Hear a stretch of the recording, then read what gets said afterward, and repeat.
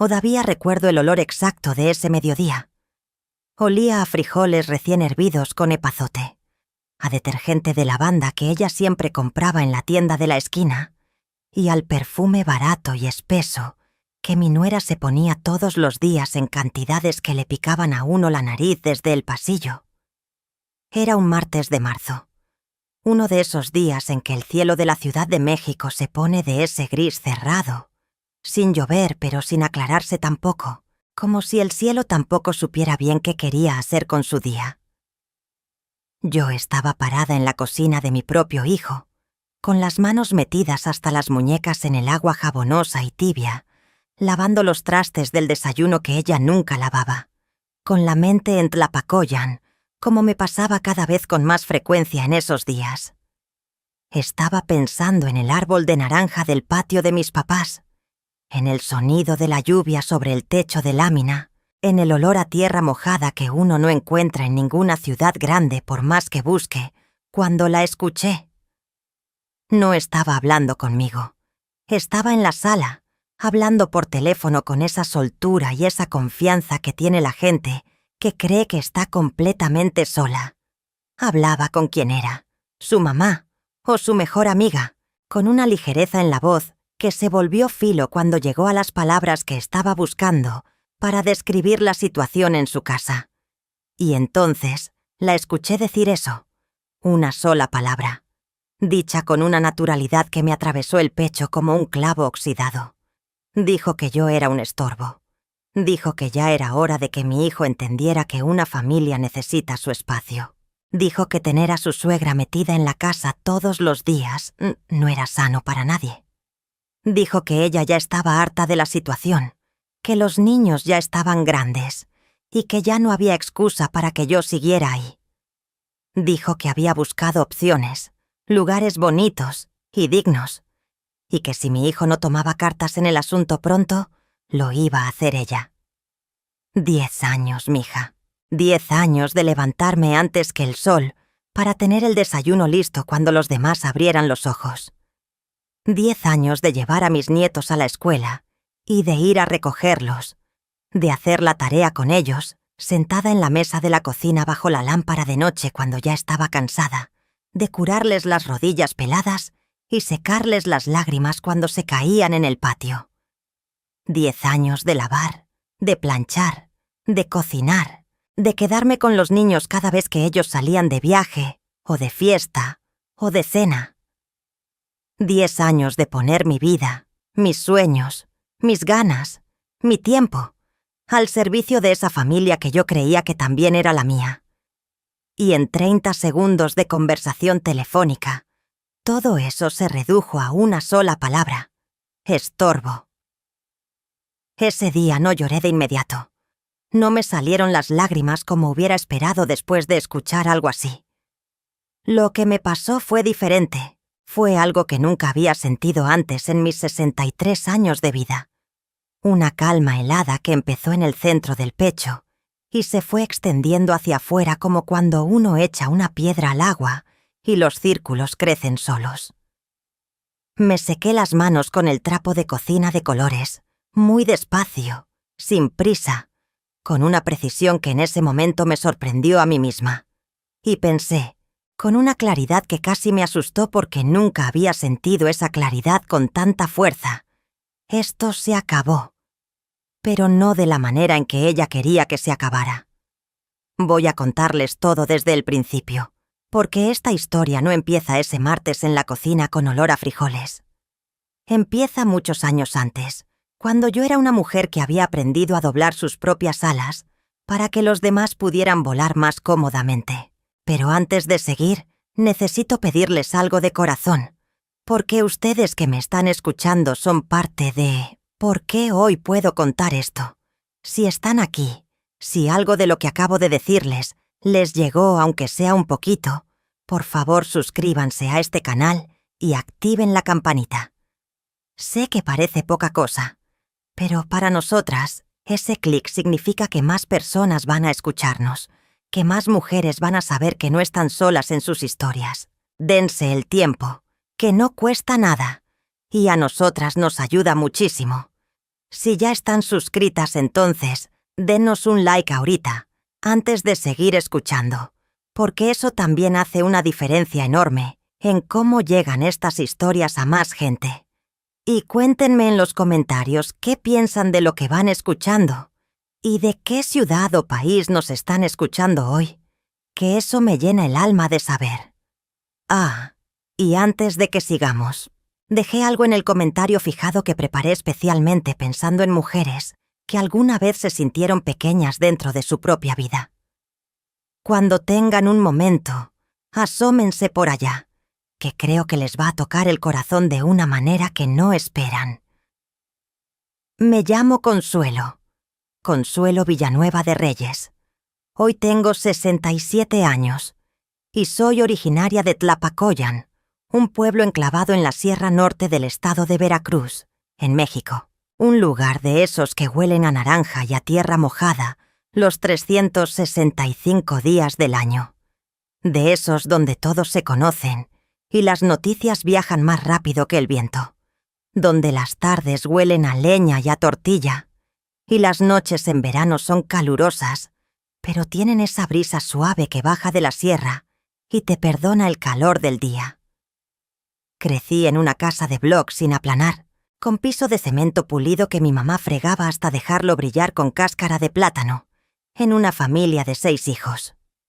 Yo era la cuarta de la lista.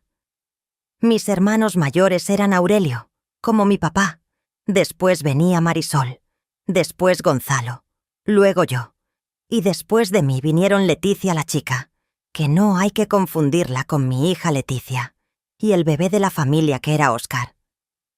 Éramos muchos para una casa chica, pero en aquellos tiempos eso era lo normal en los pueblos como el nuestro. Mi mamá, doña Estela, era lavandera. Lavaba ropa ajena 3 días a la semana, ropa de las familias que podían pagar por ese servicio, que no eran muchas en Tlapacoyan, pero eran las suficientes para que mi mamá tuviera trabajo constante. Salía de la casa con su cubeta y su jabón y su tabla de lavar, y regresaba en la tarde con las manos coloradas y los hombros caídos de tanto esfuerzo. Nunca la vi quejarse. Nunca la escuché decir que estaba cansada, aunque lo estaba. Las mujeres de su generación guardaban el cansancio en algún lugar adentro, donde nadie lo viera, y lo sacaban solamente cuando estaban solas, si es que alguna vez estaban solas. Mi papá, don Aurelio, trabajaba cortando caña en los cañaverales de la región durante la temporada de zafra, que era de noviembre a marzo aproximadamente. El resto del año hacía lo que encontraba. Cargaba costales en el mercado, ayudaba en las fincas vecinas con lo que se ofreciera. Vendía mangos y naranjas de un árbol que teníamos en el patio trasero cuando era temporada.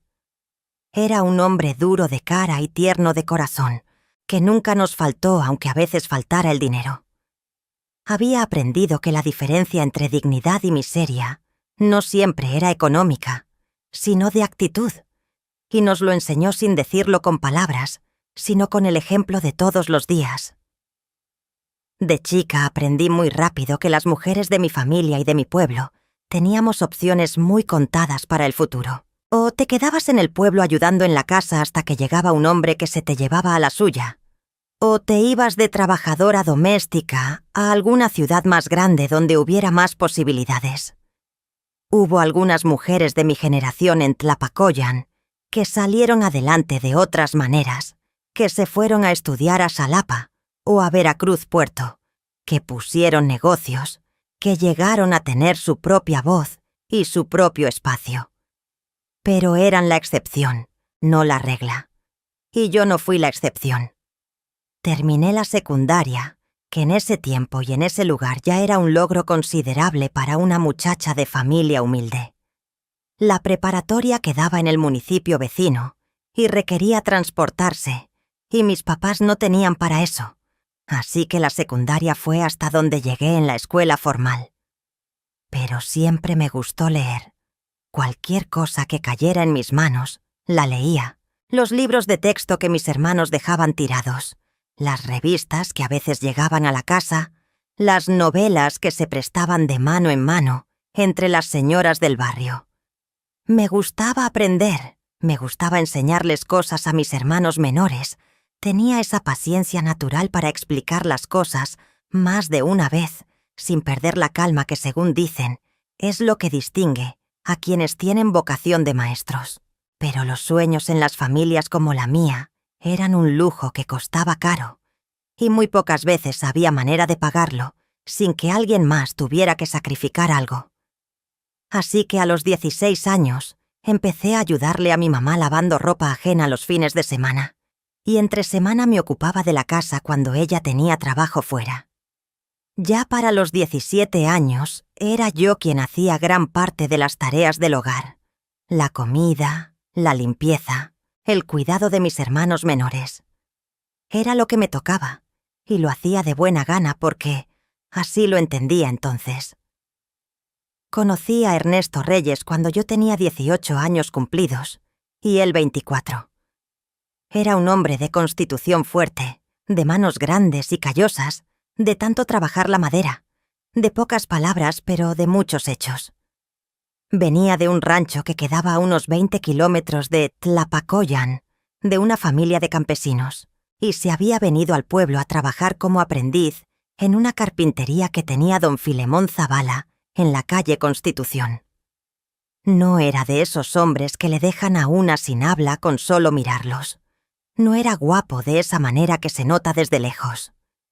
Pero tenía algo en los ojos que a mí me decía más que cualquier cara bonita: una bondad honesta, sin pretensiones, de esa que no necesita anunciarse porque se nota sola.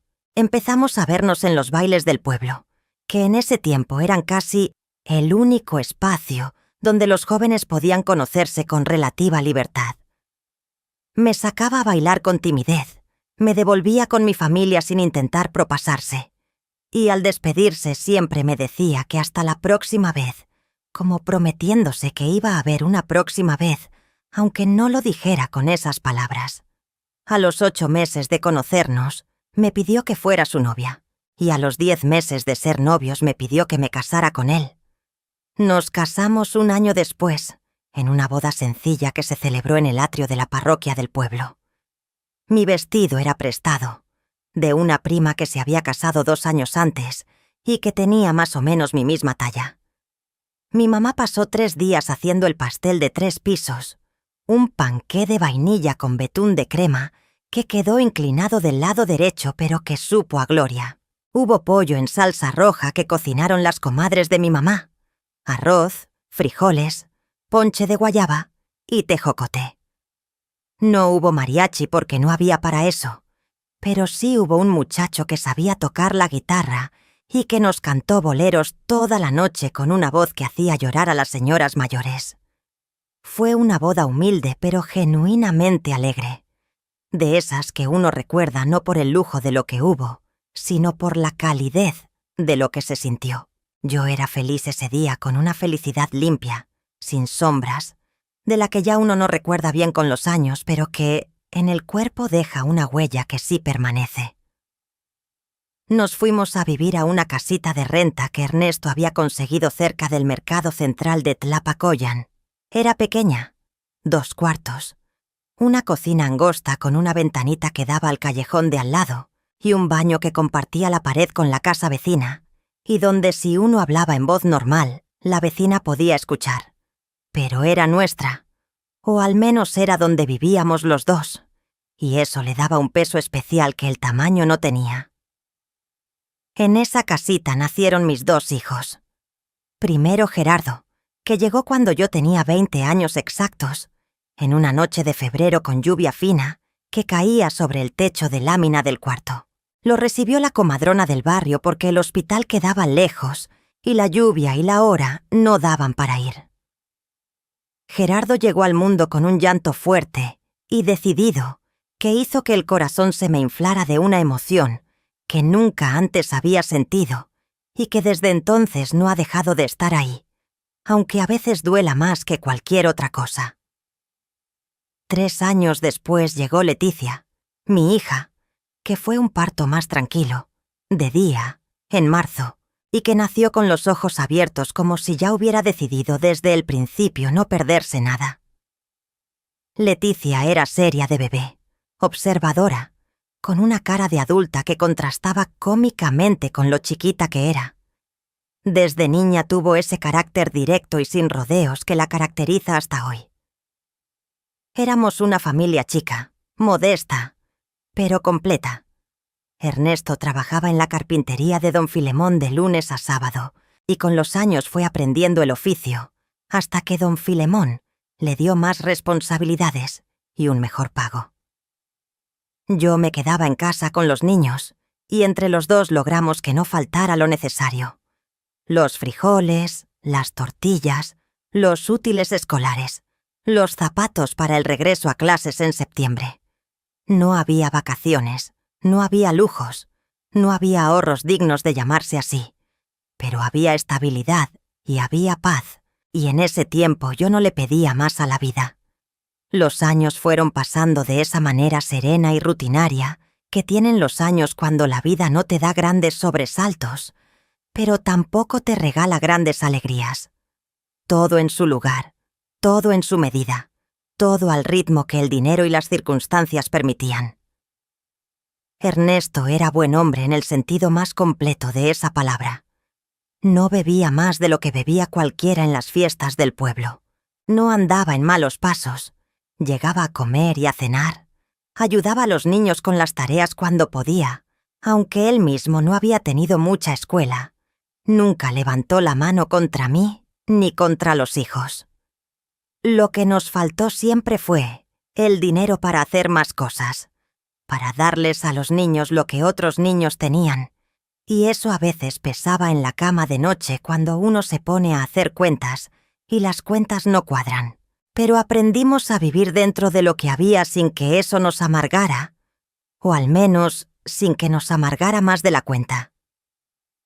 Gerardo, mi hijo mayor, resultó ser desde chico un muchacho de una inteligencia que a veces nos dejaba sin palabras a Ernesto y a mí.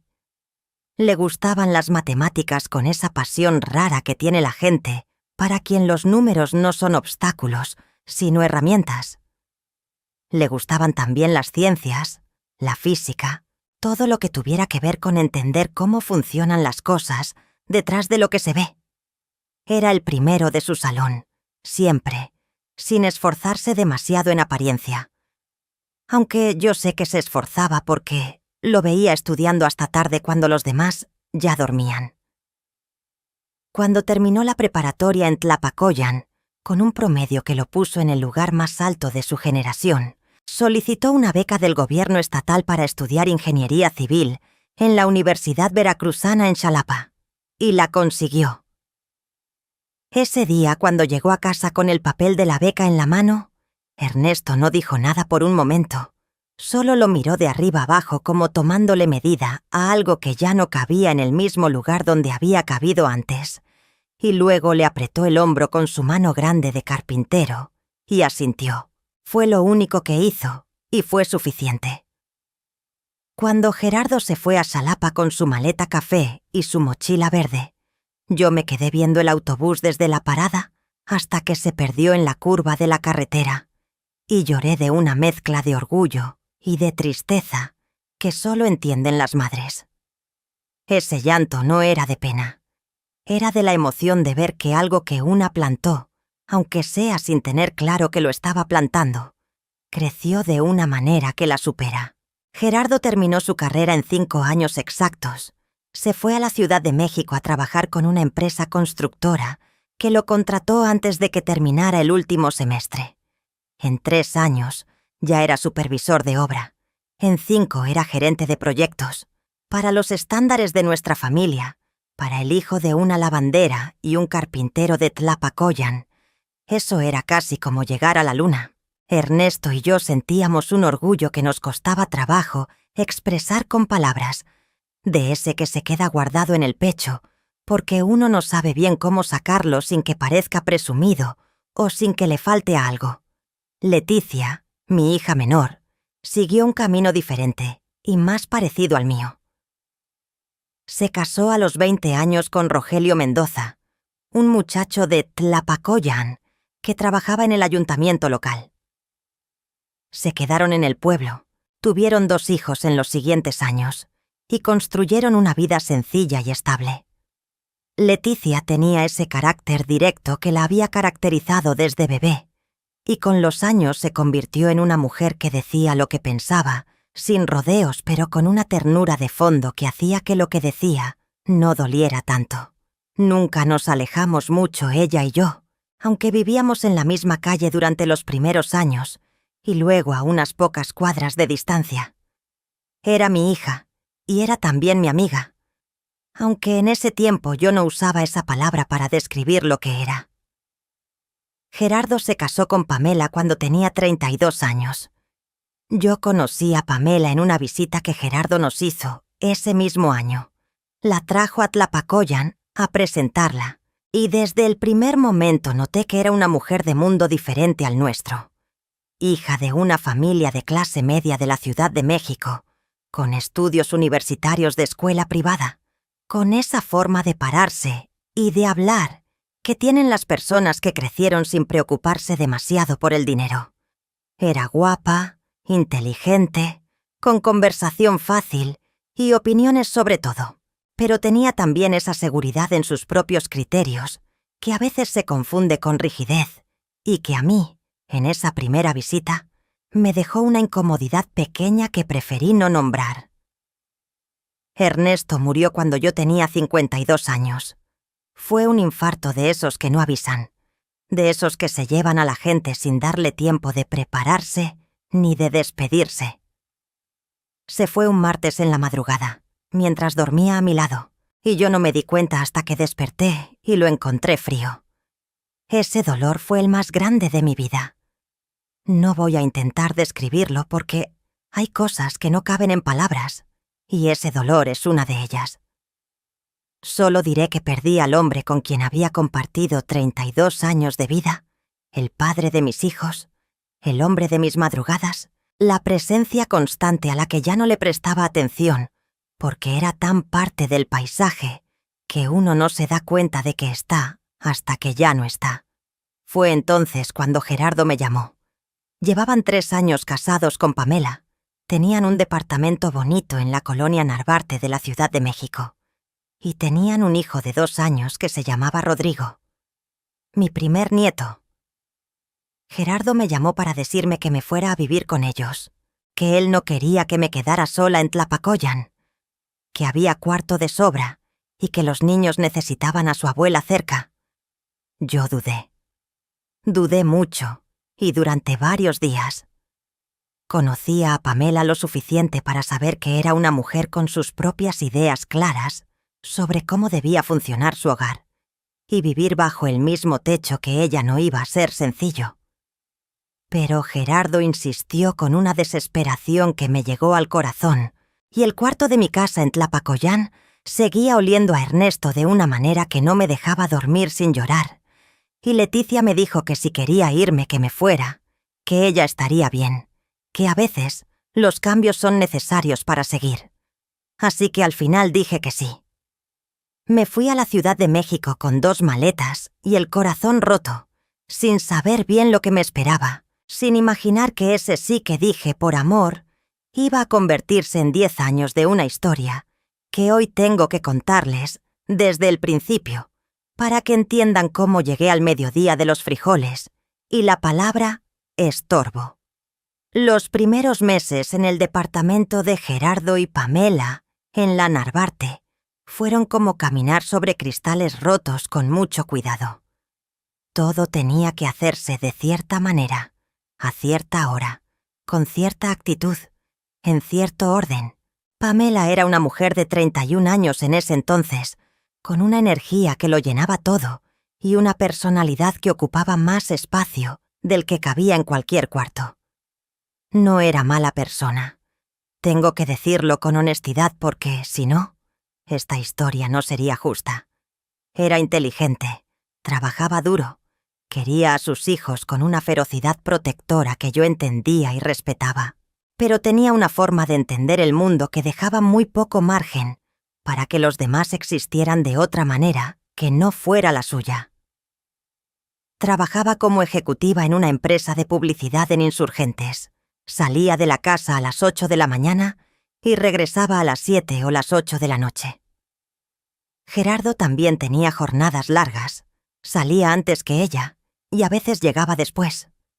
Y Rodrigo, mi nieto, ese niño de 2 años con los ojos grandes y oscuros de mi hijo y las manos pequeñas y regordetas de bebé, se quedaba conmigo desde que abrían la puerta en la mañana hasta que alguno de sus papás llegaba en la noche. Al principio fue un acuerdo no dicho, uno de esos arreglos que no se negocian porque nadie los pone en palabras, pero que funcionan con la precisión de un contrato firmado. Yo cuidaba a Rodrigo mientras ellos trabajaban, y a cambio tenía dónde vivir, qué comer y la compañía de mi hijo y mi nieto. Me parecía justo, o al menos así lo entendí en ese momento. Lo que no entendí, o quizás no quise entender porque el dolor del duelo me nublaba la claridad, era que ese arreglo nunca se iba a revisar. Que lo que empezó como un apoyo temporal mientras me recuperaba de la pérdida de Ernesto, se iba a convertir en una expectativa permanente, en una obligación tan naturalizada que nadie iba a sentir que tenía que cuestionarla. Rodrigo era un niño extraordinario, curioso y alegre con esa alegría física, con todo el cuerpo, que tienen los niños de 2 años que todavía no han aprendido a contener sus emociones.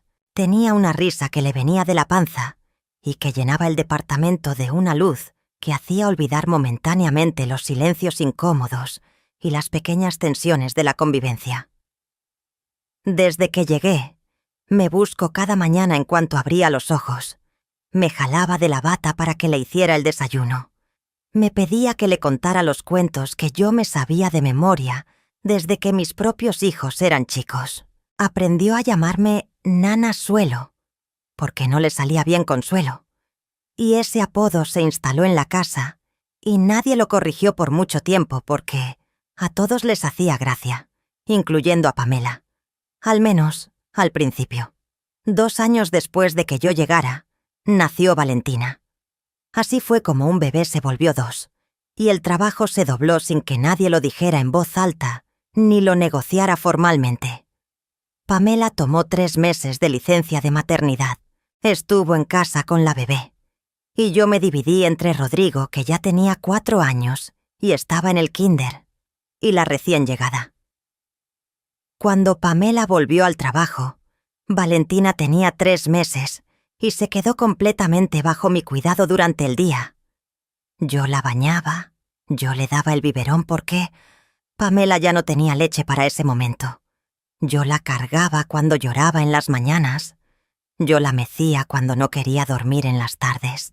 Valentina se convirtió también en mi niña, de la misma manera profunda y sin cuestionamientos en que Rodrigo era mi niño. Los 2 eran mi razón de estar ahí, y el amor que les tenía era genuino y completo, sin reservas. Eso nunca fue un secreto ni una mentira. Los amaba con toda la profundidad que soy capaz de amar, y ellos lo sabían y lo correspondían con esa fidelidad que tienen los niños cuando alguien los hace sentir seguros. Y los años empezaron a pasar con esa velocidad extraña que tiene el tiempo cuando uno está ocupado todo el tiempo. Despacio en el día a día, pero rápido en retrospectiva, de modo que 1 año de pronto eran 3, y 3 de pronto eran 6, y 6 de pronto eran 10. Y uno apenas se da cuenta de que 1 década se fue mientras uno estaba ocupado haciendo la comida y ayudando con la tarea. Rodrigo entró al kinder. Yo lo llevaba y lo recogía. Valentina creció y también entró al kinder. Yo la llevaba y la recogía. Hacía las tareas con los 2, cada uno en su materia y en su nivel. Con Rodrigo eran las divisiones y las fracciones y los verbos conjugados. Con Valentina eran las letras y los colores y los trazos en el cuaderno de caligrafía. Los llevaba al médico cuando se enfermaban, que los niños se enferman con una frecuencia que agota, y yo era quien los cuidaba en casa los días que no podían ir a la escuela, porque ni Gerardo ni Pamela podían ausentarse de sus trabajos fácilmente. Cocinaba para la familia de lunes a domingo. La comida casera todos los días, con la variedad que a ellos les gustaba, sin repetir el mismo guiso en la misma semana. Limpiaba el departamento porque Pamela decía que la señora que venía a limpiar una vez por semana no lo hacía bien, y que ya que yo estaba ahí de todas formas, era más práctico que yo lo hiciera diariamente. Lavaba la ropa de todos, la tendía, la recogía, la doblaba con cuidado, la acomodaba en los cajones y los closets de cada quien. Hacía las compras del mandado con la lista que Pamela dejaba en la barra de la cocina y el dinero que dejaba en el cajón al lado de la estufa.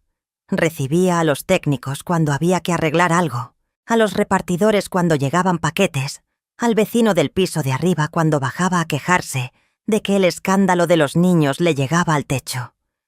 No tenía sueldo, no tenía días de descanso formales, no tenía horarios que empezaran o terminaran a horas fijas, no tenía vacaciones.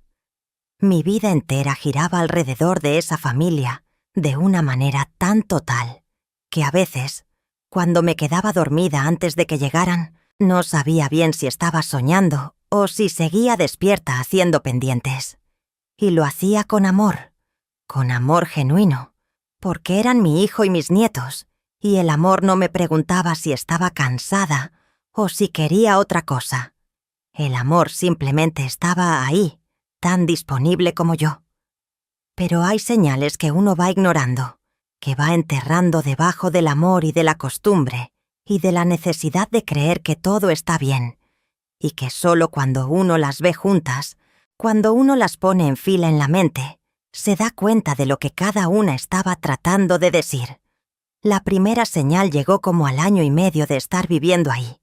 Era un sábado por la tarde, a mediados de agosto, cuando el calor de la Ciudad de México se pone pegajoso y uno no sabe bien dónde meterse.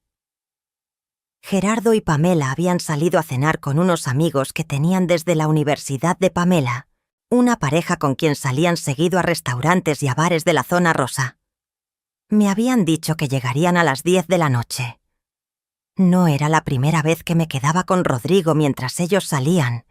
Ya habíamos tenido ese arreglo varias veces, y yo no lo cuestionaba. Para eso estaba yo, ¿no? Puse a Rodrigo a dormir como a las 9:15, después de bañarlo, leerle un cuento de los Reyes Magos que tenía ya muy sobado de tanto usarse, cantarle Cielito lindo 2 veces completas, y media vez más porque el niño pedía otra vez, Nanasuelo, otra vez. Cuando se durmió, me fui a la sala y me senté en el sillón grande con la televisión puesta en volumen bajo. Me quedé dormida antes de las 10, cubierta con una cobijita de polar que había traído de Tlapacoyan.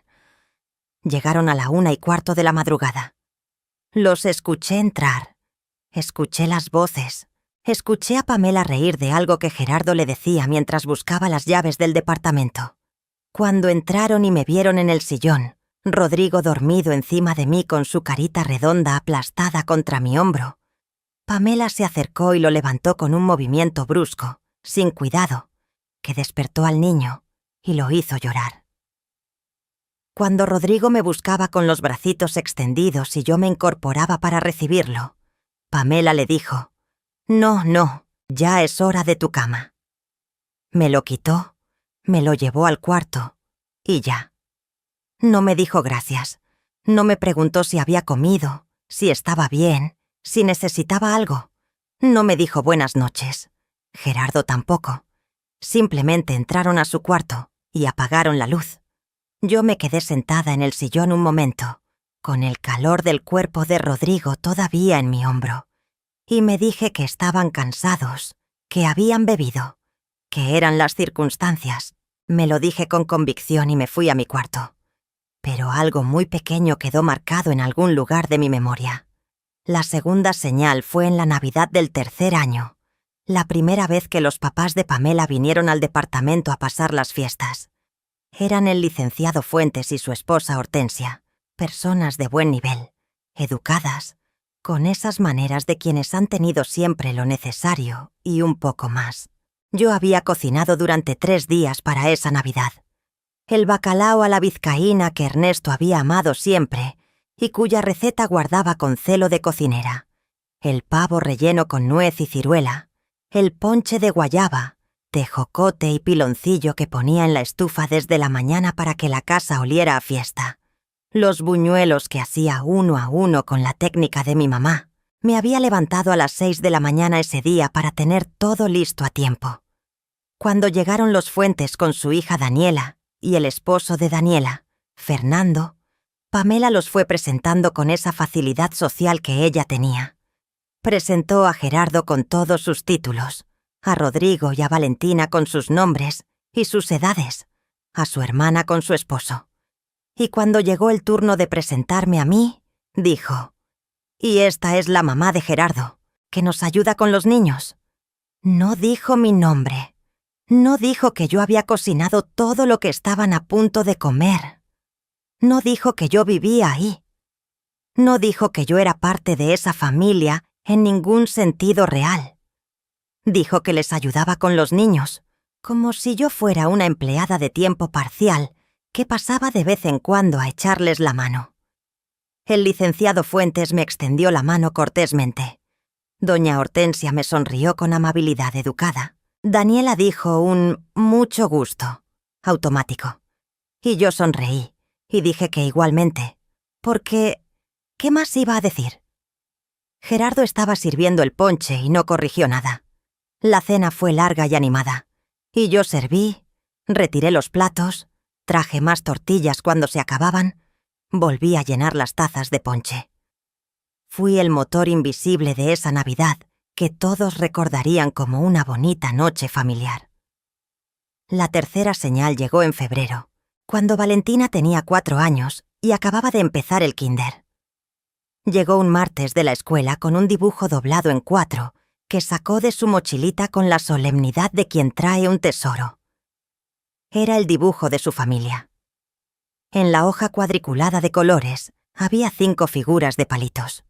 Una alta con pantalón, una alta con falda, una mediana con pantalón, una chiquita con faldita y una muy diferente a las demás, con el pelo recogido y un delantal que Valentina había coloreado de verde. Debajo de cada figura, con la letra de la maestra que había escrito lo que Valentina le dictó, decía: papá, mamá, Rodrigo, Valen. Y debajo de mi figura con el delantal verde, decía: mi nana Suelo. Cuando Pamela vio el dibujo, se lo tomó a Valentina de las manos con una delicadeza estudiada. Lo miró un momento y le dijo a la niña con una voz suave pero firme: «Mija, la abuela no es tu nana. La nana es una persona que trabaja. La abuela es otra cosa». Valentina la miró sin entender, con esa cara de confusión limpia que tienen los niños cuando alguien les dice que algo que ellos experimentan como verdad no es como ellos piensan. Para Valentina no había diferencia porque su realidad era que yo era la persona que la cuidaba, que la bañaba, que le cantaba, que estaba ahí cuando los papás no estaban. Pero Pamela trazó esa frontera con una precisión que me lastimó en silencio, y Valentina ya nunca volvió a dibujarme con el delantal. La cuarta señal fue una conversación que escuché sin querer, a través de la pared delgada que separaba mi cuarto del cuarto principal del departamento. Era un miércoles de noche, pasadas las 10. Los niños dormían y yo estaba en mi cama leyendo con la luz del buró encendida. Escuché la voz de Pamela, clara y sin bajar el tono, diciéndole a Gerardo que necesitaban hablar de los límites con tu mamá, que ella sentía que yo me apropiaba de los niños, que los niños me querían demasiado, y eso no era sano para el desarrollo normal de su relación con sus padres. Que un niño necesitaba querer a sus padres por encima de cualquier otra persona. Que ella entendía que yo había sido de mucha ayuda cuando eran pequeños, pero que los niños ya estaban creciendo y necesitaban una dinámica diferente. Gerardo respondió algo con voz baja que no alcancé a escuchar con claridad. Y luego hubo un silencio que duró demasiado para ser un silencio de acuerdo. Yo apagué la luz de mi cuarto y me quedé mirando el techo en la oscuridad, con el corazón apretado, diciéndome que había malentendido, que no era lo que parecía, que Pamela solo estaba siendo una mamá protectora a su manera, aunque esa manera no fuera la más justa. Me lo dije con suficiente convicción para poder dormir esa noche. La quinta señal llegó en el verano, cuando Rodrigo tenía 8 años y Valentina 6. Era una tarde de julio, había calor y los niños estaban en vacaciones. La mamá de Pamela, doña Hortensia, había venido a visitarlos y se quedó a comer. Yo había hecho el arroz, los frijoles puercos, el pollo en salsa de chile pasilla y las tortillas calentadas en el comal, que en mi casa siempre se servían calientes porque frías no son lo mismo. Nos sentamos todos a la mesa, doña Hortensia, Pamela, los niños y yo, porque Gerardo estaba en el trabajo ese día. A media comida, doña Hortensia me preguntó, con esa educación que a veces es solo una cubierta fina, sobre la impertinencia. ¿Y usted, señora Consuelo, no piensa volver a su tierra algún día? Allá en Veracruz debe de echarle mucho de menos, con su gente, su clima, sus costumbres. Sonreía mientras lo decía, con la sonrisa amable de quien pregunta algo que sabe, que no es inocente, pero que está formulado de manera que no puede objetársele nada. Le dije que yo estaba muy bien ahí, que mis nietos me necesitaban, y que cuando ya no me necesitaran yo vería qué hacer. Pamela, sentada frente a mí, no dijo nada, pero me miró de una manera en que el mensaje era tan claro como si lo hubiera dicho en voz alta. La sexta señal fue tal vez la más dolosa, porque llegó desde un lugar completamente inesperado. Un jueves de octubre, Rodrigo llegó de la escuela con una tarea de español que consistía en escribir un texto descriptivo sobre las personas que vivían en su casa. Era para practicar adjetivos y oraciones completas, según explicó la maestra en la hoja que mandó. Me senté con él en la mesa de la cocina, como siempre, con su libro abierto y su cuaderno listo. Cuando llegamos a la parte de describir a los adultos, Rodrigo escribió sobre su papá, sobre su mamá, y luego llegó a mí. Escribió: «Mi abuela Consuelo vive con nosotros y cuida la casa». Luego me miró con esa honestidad sin filtro que tienen los niños de 10 años, que todavía no han aprendido del todo cuándo es mejor callarse, y me preguntó: «Abuela, ¿tú no trabajas?». Me quedé sin respuesta por un instante que se sintió largo. Luego le dije que sí, que cuidar una casa y cuidar a las personas que uno quería era el trabajo más importante del mundo. Él asintió con la seriedad educada de quien recibe una respuesta que quizás no le convence del todo, pero decide aceptarla de todas formas. Pero esa pregunta se me quedó rondando en la cabeza durante días y días, porque tenía razón. Desde la perspectiva de ese niño de 10 años, y desde la perspectiva de la mayoría de los adultos que nos rodeaban, yo no tenía un trabajo. Tenía una función. Y una función y un trabajo no son la misma cosa, aunque una haga más que el otro.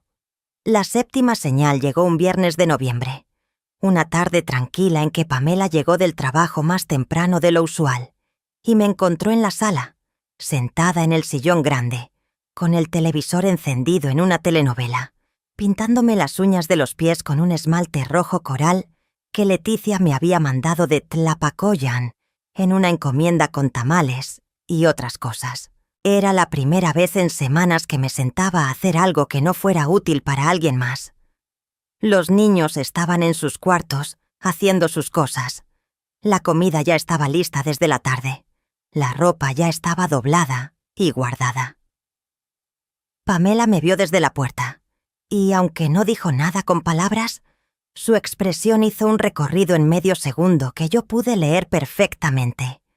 Sorpresa primero, luego algo que se parecía mucho al disgusto, como si mi momento de descanso fuera un descuido que no debería estar pasando, como si yo tuviera siempre que estar en movimiento, o no tendría razón de estar ahí. Pasó hacia su cuarto sin decir nada, y yo seguí pintándome las uñas con una calma que me costó más trabajo de lo que parecía por fuera. La octava señal fue la que me tumbó la negación de golpe, y no fue una conversación ni una mirada, sino un papel impreso. Buscando mis anteojos un domingo por la mañana, abrí por error el cajón del escritorio que Gerardo tenía en el rincón de la sala para sus papeles de trabajo. No encontré mis anteojos, pero encontré una hoja doblada por la mitad. La abrí sin pensar, creyendo que era algún recibo o algún documento de la casa. Era una impresión de Internet con el encabezado de 3 páginas web distintas, todas relacionadas con casas de retiro y residencias para adultos mayores en el Estado de México y en el norte de la Ciudad de México. Había precios por mes escritos a mano al margen, con una pluma azul.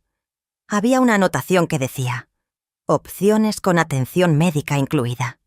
La fecha de impresión en el pie de página era de hacía 2 meses. Volví a doblar la hoja. La puse exactamente donde la había encontrado. Cerré el cajón. Fui a mi cuarto. Me senté en la orilla de la cama. Miré mis manos durante un buen rato. Esas manos que llevaban 10 años trabajando en esa casa sin descanso. Y por primera vez en mucho tiempo, me permití ver la situación con una claridad sin filtros. Estaban buscando dónde meterme. No era una sospecha. Era un papel impreso con precios y fechas. ¡Ay! Y hablando de esas señales que la vida pone en el camino cuando quiere que abramos los ojos. Dejé algo en el comentario fijado que me late, que llega justo cuando más se necesita. Asómate cuando puedas. Los últimos 2 años antes de ese martes de marzo fueron distintos a todos los anteriores. Había algo en el ambiente del departamento que había cambiado de manera que yo no sabía nombrar con exactitud, pero que sentía en la piel, como cuando el tiempo está por cambiar y el cuerpo lo percibe antes de que el cielo lo anuncie. Pamela había conseguido un ascenso importante en su empresa. La habían nombrado directora de cuentas de la región centro, lo que significaba más responsabilidades, más presencia en reuniones, más viajes fuera de la ciudad. Sus viajes se volvieron frecuentes y a veces largos. 2 días en Monterrey por una presentación, 1 semana en Guadalajara para un cliente nuevo, 4 días en Miami para una conferencia de publicidad digital. Cuando ella viajaba, Gerardo seguía trabajando sus horas de siempre, largas y exigentes. Y yo me quedaba con los niños desde que amanecía hasta que él llegaba en la noche. No me molestaba el trabajo extra porque los niños eran mi compañía y mi razón de estar. Lo que empecé a notar con una claridad que antes podía esquivar fue la manera en que Pamela me hablaba, o más precisamente la manera en que cada vez más se dejaba de hablarme. La cortesía mínima de los buenos días y las gracias fue desapareciendo poco a poco, tan gradualmente que cualquiera que hubiera observado desde afuera no lo habría notado hasta que ya estuviera completamente ido. Pero yo lo noté. La ausencia de una palabra de agradecimiento tiene un peso específico cuando uno ha aprendido a vivir de esas palabras como si fueran el aire. La sospecha más concreta de que algo más profundo estaba cambiando me llegó ese domingo de noviembre, cuando ya mencioné que Gerardo me invitó a sentarme con él a solas. Me habló de contratar a una persona para la limpieza. Me lo dijo como regalo. Pero cuando le pregunté directamente si era idea suya o de Pamela, se tardó en responder. Ese silencio de 5 segundos fue la respuesta más elocuente que me pudo dar. Durante semanas intenté racionalizar lo que estaba pasando desde todos los ángulos posibles.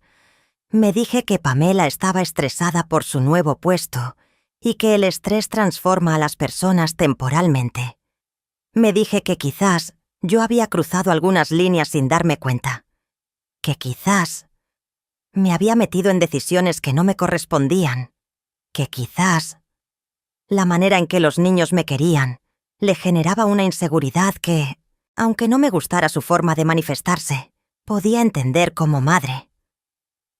Me dije que todo matrimonio pasa por etapas difíciles y que yo no debía agravar las cosas con mi presencia rígida. Me dije que debía ser más discreta, más invisible, menos presente, y lo intenté con todo lo que tenía. Me volví más silenciosa en las comidas. Dejé de opinar sobre las cosas de la casa aunque me preguntaran. Dejé de contarles a los niños las anécdotas de cuando Gerardo era chico, porque una vez Pamela lo había mencionado de pasada, como que yo vivía en el pasado. Dejé de poner la radio en la cocina por las mañanas, aunque me gustara cocinar con música. Dejé de dejar mis cosas en el sillón grande de la sala, aunque nadie lo estuviera usando. Fui achicando mi espacio, mi presencia, mi voz, mi existencia en ese departamento, hasta que a veces me sentía tan transparente que me preguntaba si de verdad estaba ahí. Pero la tensión no bajó. Al contrario, creció de una manera que ya no podía fingir que no notaba. Y entonces llegó la cena de la fiesta del ascenso de Pamela. Era un sábado de enero. Ella había organizado una reunión para celebrar su nuevo cargo con compañeros de trabajo, amigos de la pareja, familia de ella. Era un evento de como 30 personas, con decoración que había encargado a una florería, con música puesta desde el teléfono, en el altavoz Bluetooth de la sala. Yo había cocinado desde el jueves para tener todo listo. Botanas de diferentes tipos, 3 guisos distintos, 2 postres, pan de dulce de la panadería de la esquina que fui a recoger esa mañana.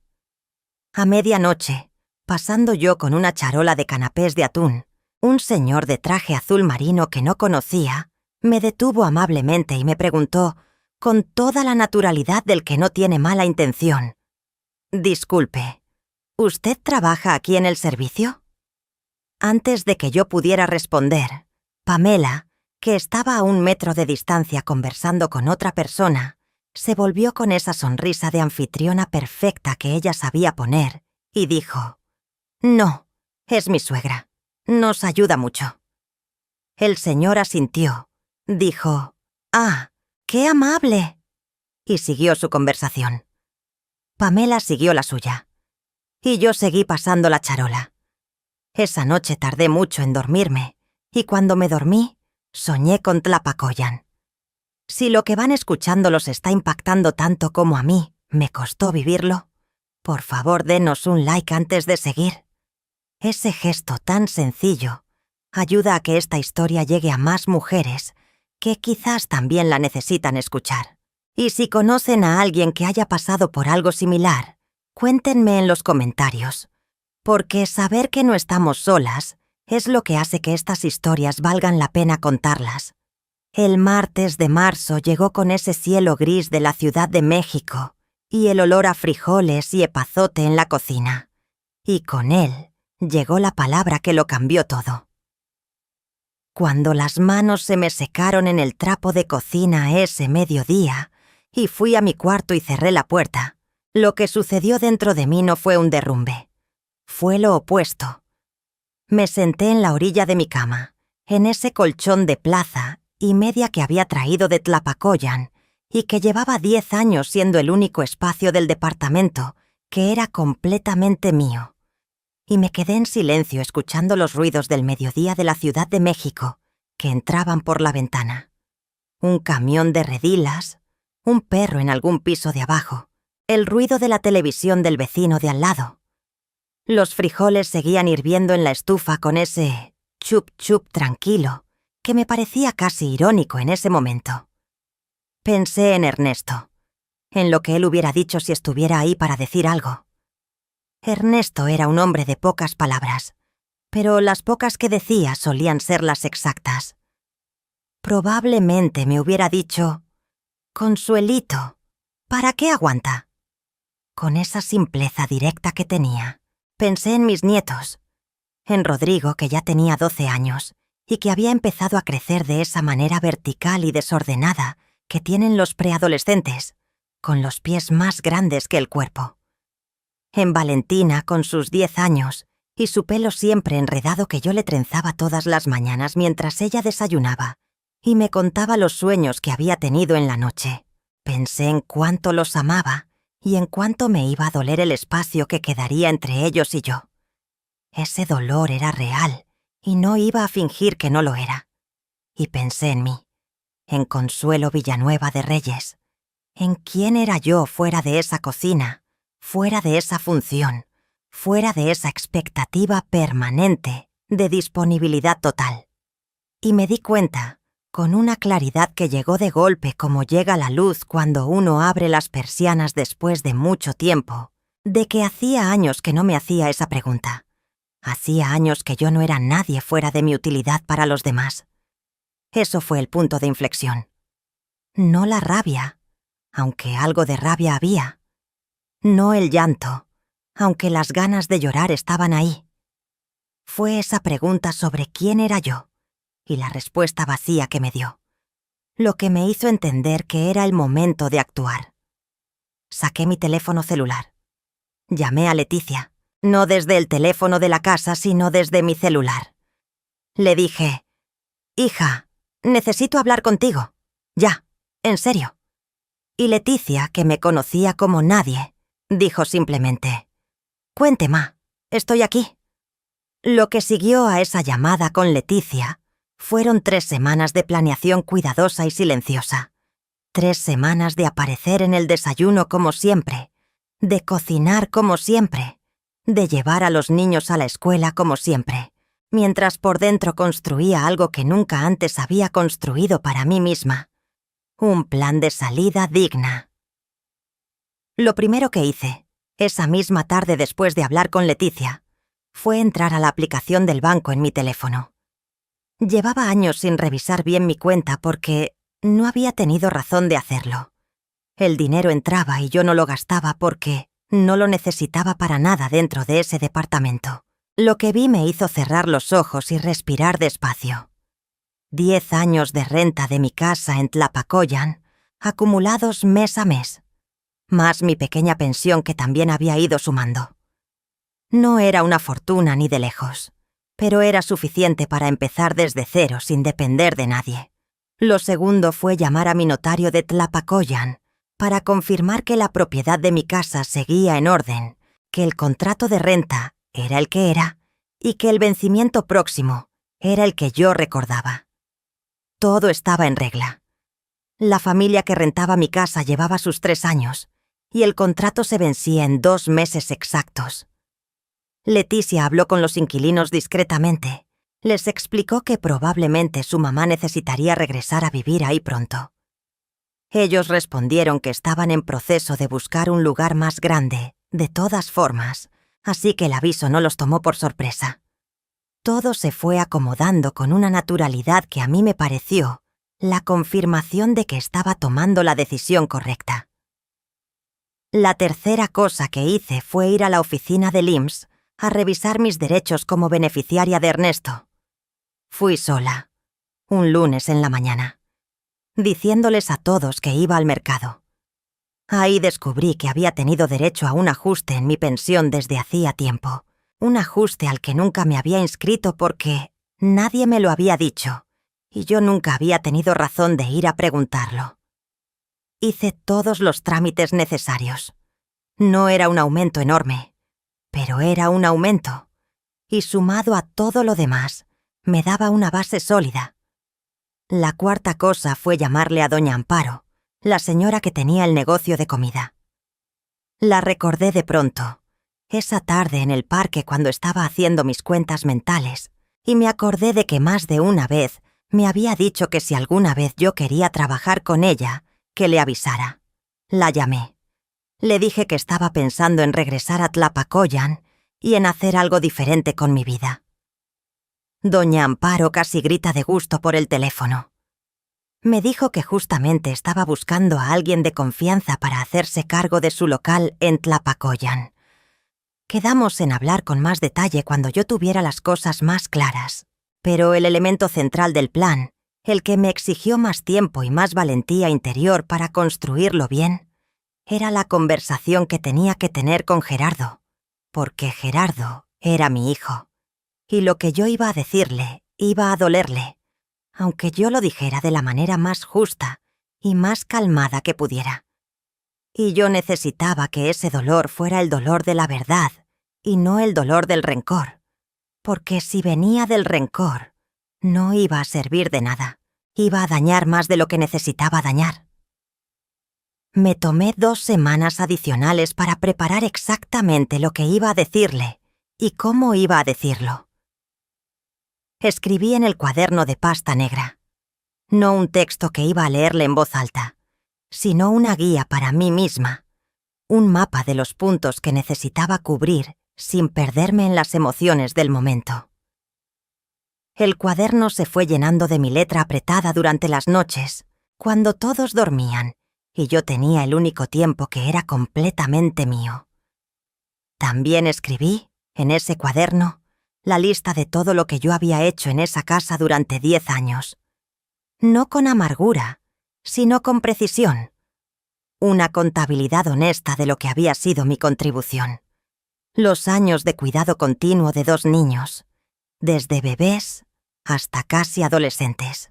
Las vacaciones escolares en que ellos habían podido salir de viaje sin preocuparse porque yo estaba. Los viajes de trabajo de Pamela que habían sido posibles porque había alguien de confianza en casa. Las enfermedades de los niños manejadas. Los desayunos, las comidas, las cenas de 10 años. La limpieza diaria de un departamento de 120 metros cuadrados. La logística de las actividades extracurriculares de 2 niños durante años. Todo lo que un servicio doméstico y una niñera juntos hubieran costado en el mercado si ellos hubieran tenido que pagarlo. Esa lista no era para pedirles nada. Era para que Gerardo la viera y la entendiera con sus propios ojos. Para que el número de lo que había sido no pudiera negarse con abstracciones. El día que elegí para ejecutar el plan fue un sábado de abril. Leticia ya tenía listo el cuarto para mí en su casa. Los inquilinos de mi casa ya habían iniciado su mudanza. Mis 2 maletas ya estaban empacadas en el fondo del closet de mi cuarto, con todo lo que me llevaría.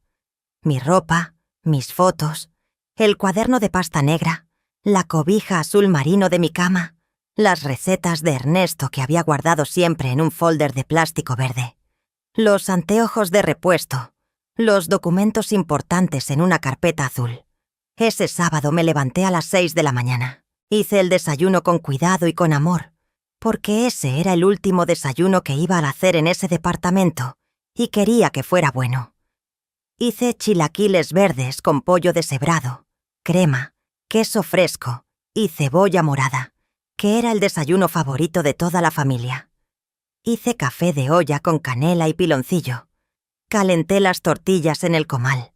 Puse la mesa como siempre, con los platos en su lugar, las servilletas dobladas, los vasos de jugo puestos. Cuando todos se sentaron a desayunar, yo ya había comido de pie en la cocina, como hacía a veces cuando quería salir de la mesa antes para tener tiempo de limpiar. Los observé desde la barra, a Gerardo con su café en la mano mirando el teléfono, a Pamela hablando de la exposición a la que iba esa tarde, a Rodrigo discutiendo algo con Valentina en voz baja, a Valentina haciéndole caras. Esa imagen de familia del sábado por la mañana me apretó el corazón con tanta fuerza que tuve que voltear hacia la estufa y fingir que estaba haciendo algo para que nadie me viera la cara. Después del desayuno todo salió hacia sus actividades. Pamela a arreglarse para la exposición, Rodrigo a preparar su bolsa para la práctica de fútbol, Valentina a su cuarto, a practicar piano antes de la clase. Y Gerardo se quedó en la sala. Me senté frente a él. Sin anunciar nada, sin preámbulos.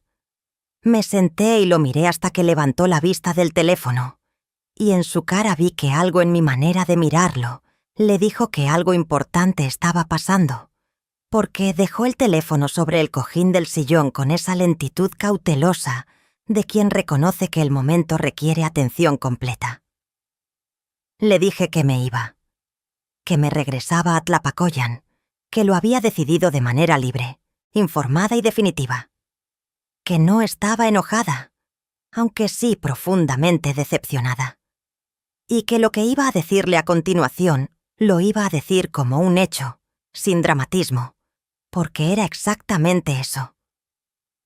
Le conté lo que había escuchado ese martes de marzo en la cocina. Con calma, con detalle. La palabra estorbo. La mención de los asilos y los lugares dignos. La impaciencia con él para que se pusiera los pantalones. Todo, sin exagerar una sola palabra. Gerardo se puso pálido de verdad, con ese color que se va de la cara cuando el cuerpo recibe algo que no esperaba y no sabe cómo procesarlo todavía. Lo vi tragar saliva. Lo vi apretar la mandíbula. Lo vi bajar la vista al piso un segundo y luego volver a mirarme. Me dijo: «Mamá, yo no sabía», le dije. «Quizás no sabías las palabras exactas, pero las señales estaban ahí desde hace mucho tiempo, hijo, y tú también las viste y no dijiste nada». Eso le dolió más que todo lo demás junto. Lo vi en su cara. Y no me arrepentí de decirlo, porque era la verdad, y la verdad a veces duele de una manera que es necesaria. Le dije también que no quería que peleara con su esposa por esto, que su matrimonio era suyo y que yo no iba a ser el motivo de que se destruyera, que lo único que necesitaba de él era que entendiera, que reconociera lo que había pasado y que en el futuro recordara que su mamá había elegido irse con dignidad y por su propio pie antes de esperar a que alguien tuviera que pedírselo. Luego saqué el cuaderno de pasta negra del bolsillo de mi delantal. Lo abrí. Le pedí que leyera la lista. Se la puse frente a los ojos y le pedí que la leyera toda sin saltarse nada. Leyó en silencio durante varios minutos. Leía y sus ojos iban de arriba a abajo de la página, con una lentitud que decía que estaba leyendo de verdad, que no estaba pasando los ojos por encima para salir del paso. Cuando terminó, me miró con los ojos húmedos, y esta vez no los secó ni los bajó. Me miró de frente. Me preguntó: «¿Cuándo te vas?». Le dije: «Hoy. Leticia viene por mí a las 4». Se levantó y me abrazó. Fue un abrazo de los que duran lo suficiente para decir más de lo que las palabras alcanzan. Yo lo dejé abrazarme. Lo palmé en la espalda con la misma calma con que lo palmaba de chico, cuando tenía miedo de algo. Y luego me despegué de él porque tenía cosas que terminar. Pamela salió de su cuarto lista para la exposición con un vestido azul y su bolso colgado al hombro, y me encontró en la sala con las 2 maletas a los pies. Me miró con una expresión que no supe leer completamente porque tenía demasiadas cosas mezcladas.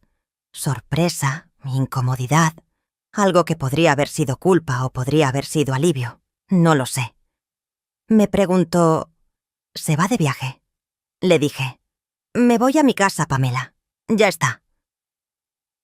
El silencio que siguió pesó. Gerardo estaba en la entrada de la sala, con los brazos cruzados, mirando a su esposa sin hablar.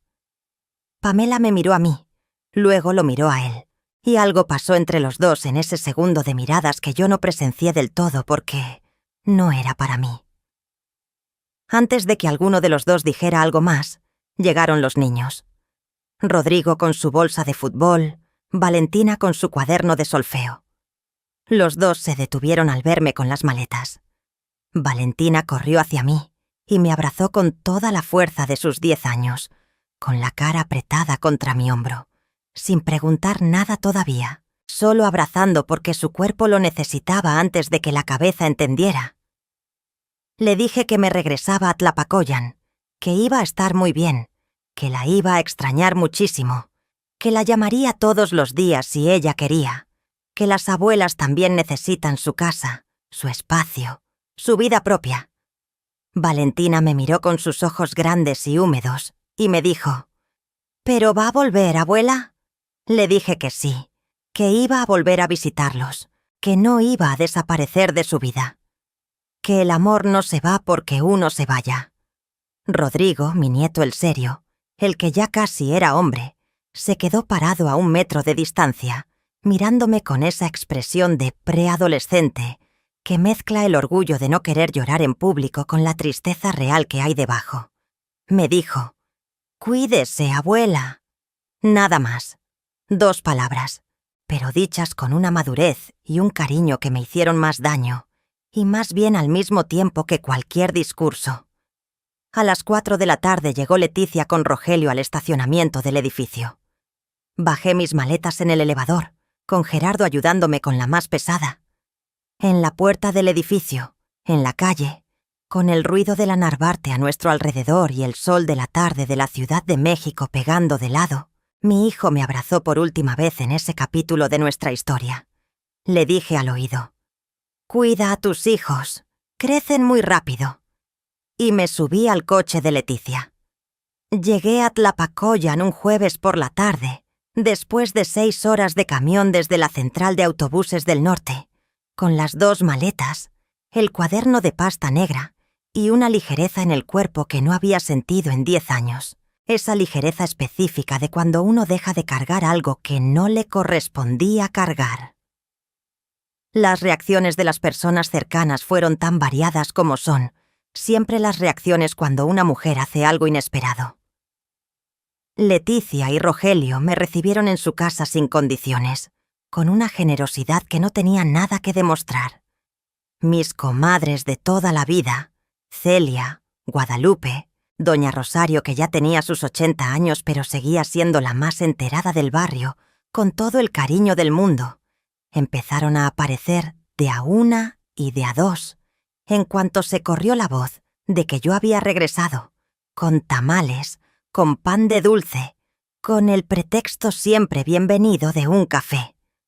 Era su manera de decirme que seguía habiendo un lugar para mí ahí, en ese pueblo que olía a naranja y a tierra mojada como siempre. La reacción de Gerardo fue la que más me costó procesar. Me llamó el lunes siguiente a que me fui, como yo sabía que lo haría. Hablamos por casi 1 hora, con silencios largos que a veces decían más que las palabras. Me dijo que había hablado con Pamela, que había habido una conversación muy difícil, que ella había admitido lo que había dicho ese martes, aunque lo había enmarcado de una manera que la hacía ver menos responsable de lo que era. Me dijo que estaba avergonzado por no haber sido más presente, más atento, más defensor, que lo sentía de verdad. Yo lo escuché todo, y cuando terminó de hablar, le dije que lo perdonaba. No porque lo que había pasado estuviera bien, sino porque el amor que le tengo a mi hijo no tiene la misma contabilidad que el amor entre adultos, y el perdón en ese amor no es un lujo, sino una necesidad para los 2. Le dije también que el perdón no significaba que las cosas iban a volver a ser como antes, porque antes no había estado bien, y los 2 lo sabíamos ya. Mi casa en Tlapacoyan estaba en mejores condiciones de las que esperaba encontrar después de 10 años. Los inquilinos la habían cuidado con respeto y con cariño. Habían hecho mejoras pequeñas que me sorprendieron gratamente. La cocina estaba pintada de un amarillo cálido y luminoso que me encantó desde que abrí la puerta. La llave del baño que siempre había goteado estaba arreglada. Y en el patio de entrada habían sembrado una mata de bugambilia que estaba llena de flores color fucsia, espléndida, como si me hubiera estado esperando para lucirse. Entré a mi casa y la recorrí cuarto por cuarto, abriendo ventanas, dejando que el aire de Tlapacoyan llenara los espacios con ese olor que ninguna ciudad grande puede imitar. Me paré en la cocina amarilla con las flores de la bugambilia enmarcadas en la ventana y el sol de Veracruz entrando de lado, y lloré. Lloré de verdad, de esas veces que el cuerpo necesita sacar lo que ha guardado demasiado tiempo en un lugar demasiado apretado. Lloré por Ernesto, por los años que estuve lejos de mi pueblo, por los momentos en que no supe poner límites, por la palabra estorbo que todavía me dolía, aunque hubiera tomado la decisión correcta, por el amor que les tuve a esos niños y que siempre les voy a tener, aunque ahora viva lejos. Lloré un buen rato, y luego me sequé los ojos con el trapo de cocina que encontré colgado en la misma barra donde siempre lo había colgado. Me lavé la cara en el fregadero con agua fría y empecé a limpiar mi casa de arriba a abajo.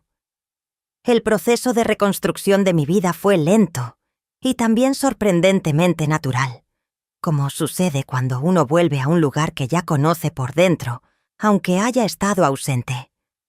Los primeros días dormí en mi propia cama, en mi propio cuarto, sin calcular qué hora debía tener el desayuno listo, sin ajustar mi ritmo al ritmo de otros, sin escuchar si alguien me necesitaba. Ese silencio al principio me asustó porque en 10 años me había acostumbrado al ruido constante de una casa con niños activos y adultos demandantes.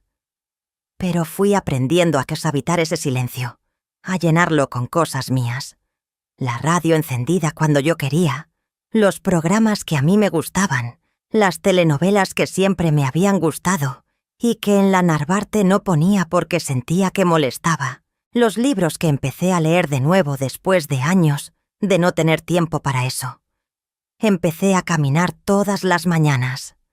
Algo tan sencillo como eso cambió mucho de lo que yo era en esos días. Caminaba por las calles del centro de Tlapacoyan, por el mercado municipal, por el malecón, por el parque con las jacarandas. Saludaba gente.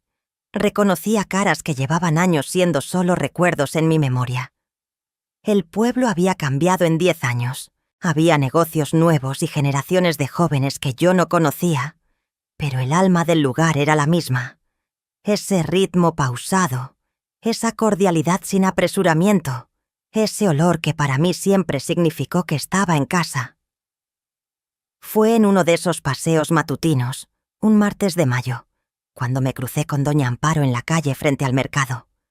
La reconocí de inmediato, aunque también ella había cambiado un poco en los años.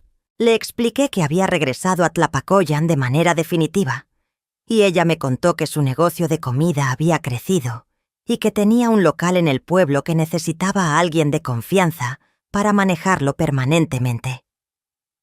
Nos sentamos a tomar café en una cafetería de la plaza, y en esas 2 horas de conversación quedó todo dicho. Yo me haría cargo de la cocina económica de lunes a sábado, con una señora joven que me ayudaría con el servicio, y recibiría un pago mensual que, sumado a mi pensión y a la renta de mi propia casa, me daba una vida digna y sin apreturas. Le dije que sí, sin dudarlo demasiado, porque a esa edad, con todo lo que había vivido, uno ya sabe reconocer las puertas que se abren en el momento exacto en que uno está listo para cruzarlas. Mija, cuando empecé a valorarme de verdad y entendí que merecía ocupar un lugar en el mundo sin pedirle permiso a nadie para existir, muchas cosas que antes me parecían imposibles empezaron a acomodarse solas. Y por eso también dejé algo en el comentario fijado, algo que ojalá yo hubiera tenido en ese tiempo oscuro, antes de que llegara la claridad. Ve a buscarlo cuando puedas, que lo puse ahí pensando en ti. El negocio de doña Amparo en Tlapacoyan era pequeño y manejable. Una cocina económica con menú del día de lunes a sábado y pedidos para llevar los fines de semana. Yo llegaba a las 7 de la mañana a preparar los caldos y los guisos del día y cerrábamos a las 3 de la tarde. Las clientas habituales empezaron a conocerme, a pedirme guisos específicos que se fueron convirtiendo en los platillos estrella del local. El mole de guajolote que hacía siguiendo la receta de mi mamá, el pozole rojo de los viernes, los tamales veracruzanos de los sábados, que la gente empezó a encargar desde el martes para no quedarse sin ellos. El trabajo me dio una estructura, una comunidad, una razón de levantarme que era mía y de nadie más. Y también me devolvió algo que había perdido sin darme cuenta en esos 10 años de ser solo función. El placer de ser vista, de ser reconocida, de que alguien llegara a la puerta del local, me viera parada en la cocina y dijera: «Buenos días, señora Consuelo. ¿Qué hay hoy?». Con Gerardo y los niños la relación fue encontrando una nueva forma, más lenta pero más honesta. Los primeros meses las llamadas eran tensas o muy cortas, llenas de esos silencios que dicen que 2 personas todavía no saben bien cómo hablar de lo que pasó, pero tampoco quieren que la distancia entre ellas se haga permanente. Valentina fue quien empezó a llamarme por su cuenta, sin que nadie le dijera que lo hiciera. Primero cada semana y luego casi todos los días, para contarme cosas de la escuela, de sus amigas, de la clase de piano, de un perrito que querían adoptar y que Pamela no quería que entrara a la casa. Esas llamadas de Valentina fueron el puente que necesitaban todos los demás para empezar a cruzar. Con Pamela no hubo una gran reconciliación dramática, de esas que salen en las telenovelas con abrazos y llanto, y todo perdonado en un instante. Hubo algo más modesto y quizás más real. Una llamada telefónica, iniciada por ella, en la que me dijo que lo que yo había escuchado ese martes no debía haberlo dicho, que estaba bajo un nivel de estrés que no era excusa para eso, pero que era el contexto. No usó la palabra disculpa, pero yo entendí que lo que estaba haciendo era lo más cercano a una disculpa que esa mujer sabía dar en ese momento de su vida. Y lo acepté. No por ella, sino por mí. Porque el rencor ocupa un espacio que yo necesitaba para otras cosas mucho más importantes. Si llegaron hasta aquí conmigo, si se quedaron a escuchar toda la historia de Consuelo Villanueva de Reyes, quiero decirles algo desde lo más hondo de mi corazón, algo que no es consejo de experta ni cita de ningún libro. Solo lo que aprendí viviendo. Durante 10 años creí que quedarme era la manera más alta de amar. Que el amor se media en cuánto uno era capaz de aguantar, en cuánto espacio uno era capaz de ceder, en cuánto uno podía volverse invisible para que los demás pudieran ser más visibles. Y hay algo verdadero en eso, porque el amor genuino sí implica sacrificio, sí implica generosidad, sí implica poner a otros antes que a uno mismo en muchos momentos. Pero el amor también tiene límites que son necesarios, no por egoísmo, sino por salud. Y cuando esos límites no existen, lo que ocurre es que uno va desapareciendo poco a poco, tan despacio que ni uno mismo lo nota, hasta que un día escucha una sola palabra y se da cuenta de que ya no existe para los demás como persona, solo como función. Estorbo. Esa palabra me liberó. No me destruyó. Me liberó. Porque me hizo ver con una claridad brutal que era el momento de elegirme a mí misma. Y elegirme a mí misma no fue abandonar a mis nietos, ni traicionar a mi hijo. Fue simplemente recordar que yo también era alguien. La primera lección que me llevé de todo esto, que el amor que uno da sin valorarse a sí mismo, crea dinámicas que no son sanas para nadie en esa cadena. Mis nietos me amaban con toda la autenticidad de un amor infantil, pero también me daban por sentada de una manera que no era culpa suya, sino del sistema que los adultos habíamos construido a su alrededor. Aprendí que enseñar a los que amamos a valorarnos es también una manera de amarlos mejor, más honesta y más duradera. La segunda lección, que nunca es tarde para conocer el tamaño real de tus propias fuerzas. A los 63 años descubrí que tenía ahorros que no sabía que tenía una casa que me esperaba, que tenía habilidades que valían dinero en el mercado, que tenía una comunidad que me había guardado un lugar. Nada de eso era nuevo. Lo nuevo era que yo lo estaba viendo con claridad por primera vez en mucho tiempo. La tercera lección, que la dignidad no se negocia y que irse con la cabeza en alto no es lo mismo que rendirse. Yo me fui de ese departamento sin escenas, sin gritos, sin buscar destruir lo que mi hijo había construido. Me fui con mis 2 maletas y mi cuaderno de pasta negra y mi historia, y lo hice parada en mis propios pies. Eso también es una forma de valentía, aunque no haga ruido. La cuarta lección, la más sencilla y la más profunda, que Tlapacoyan olía exactamente igual que siempre, que mi lugar en el mundo no había desaparecido durante esos 10 años de ausencia, que uno puede alejarse mucho del lugar donde pertenece, y ese lugar te guarda el sitio, si tienes el valor de regresar. Si hay una mujer escuchándome en este momento que se siente invisible en su propia casa, que hace todo y recibe muy poco, que lleva años diciéndose que aguanta por amor, cuando en el fondo aguanta por miedo a lo desconocido. Quiero decirle esto: los años que nos quedan son los más importantes de todos, no los que ya pasaron, los que vienen. Y esos años merecen ser vividos de pie, con nombre propio, con un lugar en el mundo que sea nuestro de verdad y no prestado. Nunca es tarde para regresar a casa. Y la casa no siempre tiene una dirección. A veces la casa es uno mismo.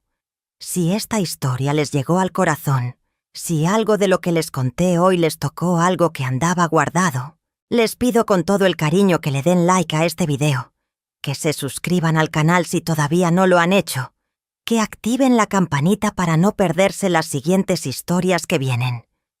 Y cuéntenme en los comentarios, ¿de qué país o ciudad nos están viendo hoy? ¿Les llegó algo de lo que Consuelo contó? ¿Conocen a alguien que haya vivido algo parecido en silencio? Su apoyo hace que estas historias lleguen más lejos, a más mujeres que las necesitan escuchar. Gracias de verdad por haberse quedado hasta el final. Yo soy Consuelo, y hoy, más que ningún otro día de los últimos 10 años, me alegra mucho ser quien soy.